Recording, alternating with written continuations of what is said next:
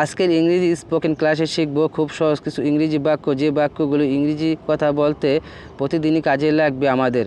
তো চলুন শুরু করা যাক। Don't be afraid. Don't be afraid তার অর্থ হলো ভয় পাবেন না। I am by your side. I am by your side তার অর্থ হলো আমি আছি আপনার পাশে। Go ahead ফেয়ারলেসলি। গো অ্যাহেড ফেয়ারলেসলি তার অর্থ হলো এগিয়ে যান নির্ভয়ে। Thanks for studying with me. Thanks for studying with me তার অর্থ হলো সাথে থাকার জন্য ধন্যবাদ। Thanks no need. Thanks no need তার অর্থ হলো ধন্যবাদের দরকার নাই। You are a really good person. You are a really good person তার অর্থ হলো আপনি আসলেই ভালো মানুষ। Want to be happy. Want to be happy তার অর্থ হলো খুশি করতে চান। No brother. নো ব্রাদার তার অর্থ হলো না ভাই। I said the true. I said the true তার অর্থ হলো সত্য কথা বললাম। To is hard to understand. To is hard to understand তার অর্থ হলো সত্য বোঝা কঠিন। Did not believe.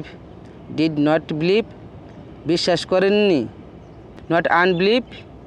নট আনবিলিভ তার অর্থ হলো অবিশ্বাস করিনি। Are you angry with my words. Are you angry with my words তার অর্থ হলো আমার কথায় রাগ করেছেন। I didn't. আই ডিডেন্ট তার অর্থ হলো না করিনি।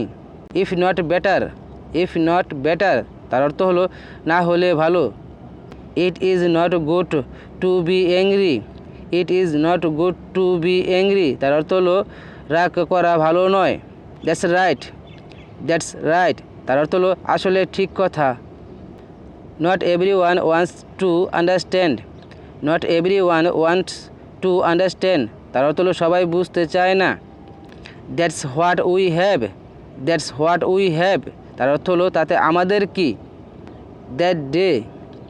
দ্যাট ডে তার অর্থ হলো সেদিন যে কথাটা। They said. দে সেড তার অর্থ হলো বলেছিল ওরা। That's a lie.